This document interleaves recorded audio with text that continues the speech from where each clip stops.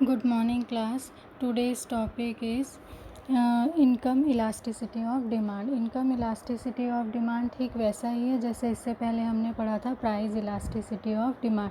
Price elasticity of demand में main जो effect रहता है वो किसका रहता है, प्राइस का रहता है. जैसे ही प्राइस में चेंजेस होता है उसका इफ़ेक्ट हमको किस में दिखता है, डिमांड में दिखता है. अब हम किससे रिलेटेड कंडीशन के बारे में पढ़ेंगे, इनकम से रिलेटेड कंडीशन के बारे में पढ़ेंगे. मीन्स इनकम इंक्रीज़ या डिक्रीज़ होता है तो उसका डिमांड पे क्या इफ़ेक्ट पड़ता है, इसका हम एनालिसिस इसमें करेंगे. ठीक है, तो फर्स्ट जो मेन कंडीशन है इनकम की, जैसे इनकम हमारा क्या होता है, इंक्रीज़ होता है तो हम क्या करते हैं, अपनी जो ज़रूरत की चीज़ें हैं उनकी कंडीशंस में क्या कर देते हैं, चेंजेस करते हैं. मीन्स जो चीज़ें पहले कम ख़रीदते थे उसे ज़्यादा ख़रीदना शुरू कर देते हैं, या फिर जो पहले क्वालिटी वाइज उतनी अच्छी नहीं होती थी अब हम क्वालिटी वाइज अच्छी चीज़ों को ढूंढना क्या कर देते हैं, शुरू कर देते हैं. फॉर एग्ज़ाम्पल जैसे यहाँ पे दिखाया गया है कि हम कैसे निकाल सकते हैं इनकम से रिलेटेड जो इलास्टिसिटी ऑफ डिमांड है उसकी कंडीशन. उसके लिए यहाँ पे फॉर्मूला दिया है आपका. ये फॉर्मूला क्या है, e delta Q upon delta Y into Y upon Q. यहाँ पे डेल्टा क्यू किसको प्रेजेंट कर रहा है, चेंजेस इन क्वांटिटी. ठीक है, और डेल्टा वाई किसको प्रेजेंट कर रहा है, चेंजेस इन इनकम. मीन्स जैसे ही इनकम में चेंजेस होता है जो क्वांटिटी रहती है डिमांड की वो भी क्या हो जाती है, चेंज हो जाती है. और जो वाई और क्यू है वो क्या प्रेजेंट कर रहा है, शुरू की कंडीशन को प्रेजेंट कर रहा है. मीन्स जो एक फॉर्मल पहले इनकम की कंडीशन थी वो और जो ओरिजिनल क्वांटिटी है उसको प्रेजेंट कर रहे हैं वाई और क्यू.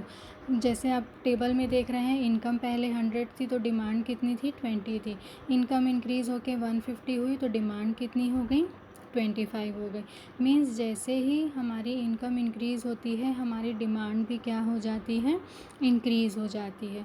तो इसके अकॉर्डिंग हम एनालिसिस कर सकते हैं कि इनकम का क्या इफ़ेक्ट हमारे डिमांड पे पड़ता है, और इसके अकॉर्डिंग हम डिसाइड कर सकते हैं कि पर्टिकुलर जब कोई प्रोडक्ट की डिमांड इंक्रीज़ होती है तो उसका रीज़न क्या है. जैसे हम प्राइस मेथड में 5 कंडीशन के बारे में पढ़े थे कि कैसे कैसे कंडीशन में किस तरह से प्राइस का इफ़ेक्ट किस पे पड़ता है, डिमांड का. वैसे ही 5 कंडीशन सेम इनकम में भी होती हैं जिसके थ्रू हम एनालिसिस कर सकते हैं कि पर्टिकुलर जो इनकम है उसका हमारे जो प्रोडक्ट के परचेस में है मीन्स डिमांड में है क्या इफ़ेक्ट पड़ता है. ठीक है, इसमें भी सेम वैसी ही कंडीशन है. सबसे पहला होता है नेगेटिव कंडीशन, मीन्स ज़ीरो से कम वाली कंडीशन. मीन्स जैसे ही हमारी इनकम इंक्रीज़ होती है हम पर्टिकुलर उन प्रोडक्ट को ख़रीदना कम कर देते हैं जो बिल्कुल लो लेवल की होती है या लो क्वालिटीज़ की होती है. क्यों, क्योंकि हमारी इनकम इंक्रीज़ हो गई है और जो चीज़ें हम पहले नहीं ख़रीद सकते थे अब हम वो चीज़ें ख़रीदेंगे. तो यहाँ पे डिमांड किसकी कम हो गई, जो ख़राब या लो क्वालिटी की चीज़ें हैं उनकी डिमांड कम हो गई, और जो अच्छी क्वालिटी की चीज़ें हैं उनकी डिमांड क्या हो गई, बढ़ गई. फिर उसके बाद ज़ीरो, जब इनकम और का इलास्टिसिटी का लेवल जो है किसके बराबर होता है, इक्वल्स टू ज़ीरो के. मीन्स जो ज़रूरत की चीज़ें हैं जो हम पहले भी ख़रीदते थे अभी भी ख़रीदते हैं उसमें कोई भी चेंजेस नहीं होता है. तो इनकम का जो डिमांड पे इफ़ेक्ट है वो कैसा होता है, ज़ीरो के बराबर. इसमें भी ग्राफ सेम वैसे ही बनता है जैसे कि प्राइस इलास्टिसिटी ऑफ डिमांड में. मीन्स बिल्कुल खड़ी हुई लाइन बनती है. ठीक है, मीन्स कुछ भी प्राइस रहे आगे पीछे कुछ भी बढ़े या कम हो हम पर्टिकुलर प्रोडक्ट को ख़रीदना बंद नहीं करते हैं. ठीक है, तो ये किस में आता है, जो आपकी डेली यूज़ की चीज़ें हैं उसमें आता है. फिर अगली कंडीशन होती है जब ये ज़ीरो से बड़ा होता है लेकिन 1 से क्या होता है, कम होता है. इसमें क्या होता है, जैसे कई चीज़ें ज़रूरी तो होती है लेकिन इतनी ज़्यादा ज़रूरी नहीं होती. इसकी क्वांटिटी में हम कई बार कमी या ज़्यादा अगर चाहिए तो उसे ज़्यादा भी ख़रीद सकते हैं.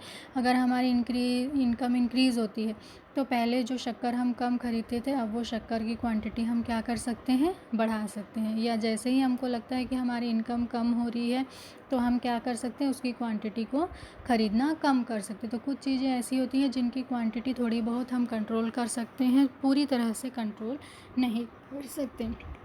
तो वो आते हैं थर्ड लेवल में। फोर्थ लेवल पे आपका आता है जो EY है, इनकम है, वो किसके इक्वल होता है, 1 के इक्वल होता है। ठीक है, अब इसका डिमांड पे क्या इफ़ेक्ट पड़ता है, जैसे ही हमारी इनकम इंक्रीज़ होती है हम क्या करते हैं, पर्टिकुलर कई चीज़ों में चेंजेस करते हैं। फॉर एग्ज़ाम्पल हमारी क्लॉथिंग में, जैसे ही मान लो आप जॉब वगैरह करते हो, आपका ड्रेसिंग सेंस, सारी सी चीज़ें आप उसके अकॉर्डिंग अपने लाइफ स्टाइल क्या करते हो, चेंज करते हो। ठीक है, तो ये कंडीशन हमेशा किसके बराबर रहती है, इक्वल्स टू 1 के बराबर रहती है। मीन्स जो भी इनकम में चेंजेस है सेम उसी के परसेंटेज में आप इन सारी चीज़ों में क्या करते हो, इन्वेस्टमेंट करना शुरू करते हो। और नेक्स्ट है जो है क्या है, EY यहाँ पे क्या होता है, लेस देन 1, मतलब यूनिट 1 यूनिट जो है वो क्या होता है, इनकम ऑफ डिमांड से कम होता है। ये कंडीशन कब होती है, लेविश चीज़ों पे। लेविश चीज़ें हम कब खरीदते हैं, जब हमारी इनकम जो है वो इंक्रीज़ होती है और हमारे पास ज़्यादा अमाउंट बचता है सारी ज़रूरतें पूरी होने के बाद, तो हम ये खर्चे कहाँ पे करने लगते हैं, लेविश चीज़ों में। For example mobile, TV, fridge, ये सारे सामान हम खरीदना क्या करते हैं, शुरू करते हैं। ठीक है, तो ये क्या है, अलग अलग लेवल है, कंडीशन है, जिसके थ्रू हम क्या कर सकते हैं, आसानी से एनालिसिस कर सकते हैं कि पर्टिकुलर इनकम की कंडीशन क्या होगी और उसके थ्रू आप कैसे इनकम को प्रॉपर वे पे पता कर सकते हो कि किस लेवल पे इनकम है, तो उसके अकॉर्डिंग डिमांड की कंडीशन क्या होगी। जैसे कि यहाँ पे दिया है, जो फार्मूला आपको मैं पहले बताई थी उसी का ये एग्जांपल है। यहाँ पे एक्चुअल इनकम कितनी है, इनकम क्वांटिटी जो है, चेंजेस कितना हुआ है, 3000 का। ठीक है, और जो डिमांड इनकम है उसमें चेंजेस कितना हुआ है, 100 रुपीज़ का। ठीक है, और एक्चुअल इनकम कितनी है, 200 है। ठीक है, और एक्चुअल क्वांटिटी कितनी है, 3000 है। अब इसमें सारी चीज़ों को आप कैलकुलेशन करोगे तो आपको आंसर कितना मिल रहा है, 2, जो ग्रेटर देन है किससे, यूनिट से। मीन्स 1 से क्या है, ज़्यादा है। मीन्स जब आपकी इनकम ज़्यादा होती है तो आप क्या करते हो, ऐसी चीज़ों में खर्च करना शुरू करते हो जिसमें आप पहले खर्च करना शुरू नहीं किए थे। सेम इसमें वही चीज़ें हैं कि कौन सी कंडीशन में कौन सा प्रॉपर वे अप्लाई होता है, जो आपने पीछे पढ़ा था किसमें, टेबल में। ठीक है, negative condition, zero condition, unit से कम कंडीशन, यूनिट से ज़्यादा कंडीशन, सेम उसी का ये किस में प्रेजेंट किया है, ग्राफ में प्रेजेंट किया है। ठीक है, देखिए ज़ीरो में कैसी रहती है, खड़ी लाइन रहती है, नेगेटिव में थोड़ा पीछे की ओर मुड़ा होता है, यानी ज़ीरो से नीचे की कंडीशन रहती है। फिर यूनिट से कम वाली कंडीशन। ठीक है, इसमें यूनिट से कम मीन्स जो यूनिट है वो क्या होता है, यहाँ पे ग्रेटर होता है, किससे, इस कंडीशन से। फिर यहाँ पे किसके बराबर होता है, इक्वल्स टू 1 के। और इसमें ये क्या होता है, 1 से बड़ा होता है। कौन बड़ा होता है, जो EY है वो क्या होगा, आपके 1 से बड़ा होगा।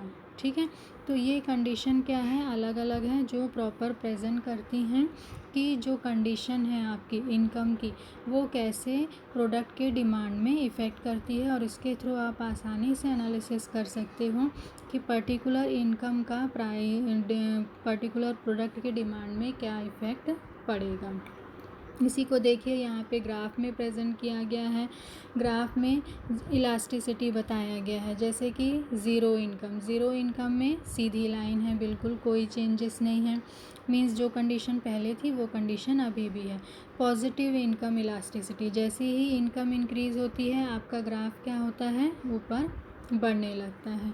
ठीक है, इसमें क्या होता है, आपका जो ग्राफ है ऊपर आ गया। फिर ज़ीरो इनकम इलास्टिसिटी, इसमें देखो सीधी लाइन रहती है, कोई चेंजेस नहीं होता, जिस लेवल पे आप प्रोडक्ट खरीद रहे हो उसी लेवल पे खरीदते हो। और जैसी नेगेटिव इनकम होती है, जो डिमांड है वो क्या होने लगती है, कम होने लगती है। इसके थ्रू आप आसानी से समझ सकते हो कि पर्टिकुलर इनकम का कैसे इफ़ेक्ट हमारे उसमें पड़ता है। ठीक है, जैसे जैसे इनकम इंक्रीज़ होगी हमारी डिमांड बढ़ेगी, एक लेवल पे आके वो क्या होगी, स्टेबल हो जाएगी, और फिर जैसे इनकम कम होने लगेगी हमारी डिमांड क्या हो जाएगी, कम हो जाएगी। तो इसके क्या फ़ायदे होते हैं? पहला फ़ायदा तो ये होता है, हम आसानी से पर्टिकुलर आय जो इनकम है उससे हमको ये पता चल जाता है कि कौन सी जो चीज़ें हैं वो ज़रूरत की हैं और कौन सी हैं जो लेविश हैं। ठीक है, तो उसके अकॉर्डिंग जब हम प्रोडक्शन फील्ड को कवर करते हैं, मीन्स इंडियन इकोनॉमी या किसी भी कंट्री की इकोनॉमी को डेवलप करना है, तो हम डिवाइड कर देते हैं कि ये नेसेसिटी है और ये क्या है, लेविश है। तो पर्टिकुलर हमारे कंट्री की कंडीशन क्या है, उसके अकॉर्डिंग किस तरह के प्रोडक्ट की डिमांड ज़्यादा से ज़्यादा होगी, इसका एनालिसिस करने में हमको आसानी होती है। किसके through? Income elasticity of demand के थ्रू। दूसरा, प्लान मेकिंग में भी ये क्या करता है, सपोर्ट करता है। हमको पता है कि पर्टिकुलर हमारी कंट्री की कंडीशन कैसी है, इकोनॉमिक कंडीशन कैसी है, इकोनॉमिक इनकम लेवल कैसा है, तो उसके थ्रू हम डिसाइड कर सकते हैं कि किस तरह का मार्केट हमको ज़्यादा से ज़्यादा मिलेगा। तो फिर अगर हम उस मार्केट के लिए प्लानिंग करें और उस तरह का प्रॉपर प्रोडक्ट बनाएं, तो उससे हमको इनकम क्या होगी, ज़्यादा से ज़्यादा होगी और हमें किसी तरह का नुकसान नहीं होगा, और कंट्री के लिए भी वो क्या होंगी, ज़्यादा से ज़्यादा पॉजिटिव होंगी। मीन्स उनके ज़्यादा से ज़्यादा डेवलपमेंट में क्या करेंगे, सपोर्ट करेंगे। अब आपने पढ़ा था प्राइस और सेकंड क्या पढ़ा था, इनकम। अब थर्ड हम पढ़ेंगे cross elasticity of demand. Cross elasticity of demand में क्या होता है, जो एक इसमें दो पर्टिकुलर रिलेटेड गुड्स होते हैं। ठीक है, एक गुड्स के प्राइस में जो चेंजेस रहता है उसका इफ़ेक्ट किस पे पड़ता है, दूसरे प्रोडक्ट पे पड़ता है। फॉर एग्ज़ाम्पल चाय और कॉफ़ी, इसके मैं पहले भी आपको बता चुकी हूँ, अभी फिर से वही चीज़ क्या हो रही है, रिपीट हो रही है। ठीक है, चाय और कॉफ़ी, फॉर एग्ज़ाम्पल अगर चाय महंगी होती है तो किसकी डिमांड बढ़ जाती है, कॉफ़ी की, और कॉफ़ी अगर महंगी होती है तो किसकी डिमांड बढ़ जाती है, चाय की डिमांड बढ़ जाती है। वैसे ही एक और कंडीशन होती है, जैसे कि आप कार खरीदते हो या बाइक खरीदते हो या स्कूटी खरीदते हो। ठीक है, जैसे ही ये चीज़ों की डिमांड बढ़ती है वैसे ही किसकी डिमांड बढ़ती है, पेट्रोल की डिमांड भी बढ़ती है, और जैसे ही इन चीज़ों की डिमांड कम होती है पेट्रोल की डिमांड भी क्या हो जाती है, कम हो जाती है। तो इस कंडीशन को अगर आप ध्यान में रखोगे तो जो measurement of cross elasticity of demand है, इसको मेनली हम कितने पार्ट में बांट सकते हैं, दो पार्ट में बांट सकते हैं। ठीक है, क्रॉस इलास्टिसिटी ऑफ डिमांड को हम कितने पार्ट में बांट सकते हैं, दो पार्ट में। एक को हम बोलते हैं पॉजिटिव और दूसरे को हम बोलते हैं नेगेटिव, या हम इसको बोल सकते हैं प्रतिस्थापनापन। प्रतिस्थापन मीन्स सब्स्टिट्यूशन। ठीक है, पर्टिकुलर सब्स्टिट्यूट होता है। जैसे मैंने चाय और कॉफ़ी का एग्जांपल दिया, चाय किसका सब्स्टिट्यूट है, कॉफ़ी का, कॉफ़ी किसका है, चाय का। मीन्स दोनों में से एक महंगी होती है तो दूसरी हमको सस्ती लगती है और हम दूसरे को ख़रीदना शुरू कर देते हैं। ठीक है, फॉर एग्ज़ाम्पल इसका फॉर्मूला क्या है, ED is equal to PY/QX delta Q/डेल्टा P, जहाँ पे P पहले प्रोडक्ट को प्रेजेंट कर रहा है और Q किसको प्रेजेंट कर रहा है, दूसरे प्रोडक्ट को प्रेजेंट कर रहा है। पहले का रेट इंक्रीज़ होता है तो दूसरे की डिमांड बढ़ती है, और दूसरे का रेट इंक्रीज़ होता है तो पहले की डिमांड बढ़ती है। ठीक है, तो ये दोनों में जो कंडीशन होती है वो कैसी होती है, पॉजिटिव होती है, और ये दोनों एक दूसरे के क्या होते हैं, कॉम्पिटिटिव होती हैं। ठीक है, मीन्स जैसे ही एक प्रोडक्ट की डिमांड बढ़ी, दूसरे एक प्रोडक्ट सस्ता हुआ तो दूसरे की डिमांड अपने आप क्या हो जाती है, कम हो जाती है। फिर नेक्स्ट है cross elasticity demand of compulsory tariff. Means कई प्रोडक्ट कैसे होते हैं, कंपलसरी होते हैं। जैसे फॉर एग्ज़ाम्पल ब्रेड और बटर। मीन्स अगर आप ब्रेड ख़रीद रहे हो तो उसके साथ क्या ख़रीदोगे, बटर ज़रूर ख़रीदोगे। लेकिन मान लो किसी कारण से ब्रेड का रेट इंक्रीज़ हो गया और लोग ब्रेड ख़रीदना छोड़ देंगे, तो उसके साथ ही हमारा क्या ख़रीदना कम हो जाएगा, बटर ख़रीदना भी कम हो जाएगा। क्यों, क्योंकि हम ब्रेड नहीं ख़रीद रहे हैं तो हमें बटर की भी ज़रूरत नहीं है। तो यहाँ पे क्या हुआ, पहली चीज़ महंगी हुई, उसका इफ़ेक्ट किस पे पड़ा, दूसरे प्रोडक्ट पे पड़ा, जिसका जिसने अपना रेट भी इंक्रीज़ नहीं किया, कुछ नहीं किया, उसमें इनकम का इफ़ेक्ट भी नहीं है, कुछ भी इफ़ेक्ट नहीं है। इफ़ेक्ट किस पे है? ब्रेड पे। लेकिन ब्रेड के कारण किसको हम नहीं खरीद रहे हैं? बटर को नहीं खरीद रहे हैं। इसका जो फॉर्मूला है वो है ED is equal to PY/QX, delta PX upon delta PY। ठीक है, इसमें ये बताता है कि पर्टिकुलर जो प्रोडक्ट है, ठीक है, एक का रेट बढ़ा तो दूसरे को भी ख़रीदना बंद कर देते हैं, भले उसका रेट इंक्रीज़ हो नहीं हो, आपका इनकम इंक्रीज़ हो नहीं हो, इससे इनको कोई भी मतलब नहीं होता है। ठीक है, तो इसलिए इसको क्या बोलते हैं? नेगेटिव। नेगेटिव क्यों बोलते हैं? क्योंकि ये दोनों आपस में कैसे रिलेटेड हैं? ऑपोजिट रिलेशन है। मीन्स पहले को तो इफ़ेक्ट हुआ, दूसरे को कोई इफ़ेक्ट नहीं हुआ, फिर भी वो किसके कारण नहीं ख़रीदा जा रहा है? पहले के कारण नहीं ख़रीदा जा रहा। तो ये क्या हो गई? जो मेजरमेंट है क्रॉस इलास्टिसिटी ऑफ डिमांड। ठीक है, अब नेक्स्ट है advertising elasticity of demand. Advertising elasticity of demand में मेनली हम किस पे फोकस करते हैं? कई बार क्या होता है, कोई प्रोडक्ट का पहले डिमांड कम रहती है, लेकिन जैसे ही लोग उसका ऐड देखते हैं, ऐड देख के उससे सेटिस्फाई होते हैं, तो वो उस प्रोडक्ट को ज़्यादा से ज़्यादा ख़रीदना सिर्फ इसलिए शुरू कर देते हैं क्योंकि ऐड देख के वो उससे क्या हुए? सेटिस्फाई हुए, तो वो उन्हें एक्चुअल में यूज़ करके देखना चाहते हैं। और जब हमको लगता है कि इस कंडीशन के कारण किसी पर्टिकुलर प्रोडक्ट की डिमांड इंक्रीज़ हो रही है, तो उसे हम क्या कहते हैं? Advertising elasticity of demand. तो ये क्या है? इलास्टिसिटी ऑफ डिमांड की अलग अलग कंडीशन है, मेथड है, जिसके थ्रू हम क्या करते हैं? एनालिसिस करते हैं कि पर्टिकुलर प्रोडक्ट की इलास्टिसिटी ऑफ डिमांड क्या होगी। मीन्स उसमें प्राइस का इफ़ेक्ट भी पड़ता है, इनकम का इफ़ेक्ट भी पड़ता है, प्लस जो सब्स्टिट्यूट है उसका इफ़ेक्ट भी पड़ता है, और सेम एक जो प्रोडक्ट है, ठीक है, जिसे हम क्या कर रहे हैं? ख़रीद रहे हैं, उसका जो कॉम्प्लीमेंट्री गुड्स है उस पे भी उसका क्या पड़ता है? इफ़ेक्ट पड़ता है। एडवर्टाइजमेंट का भी उसमें क्या पड़ता है? इफ़ेक्ट पड़ता है।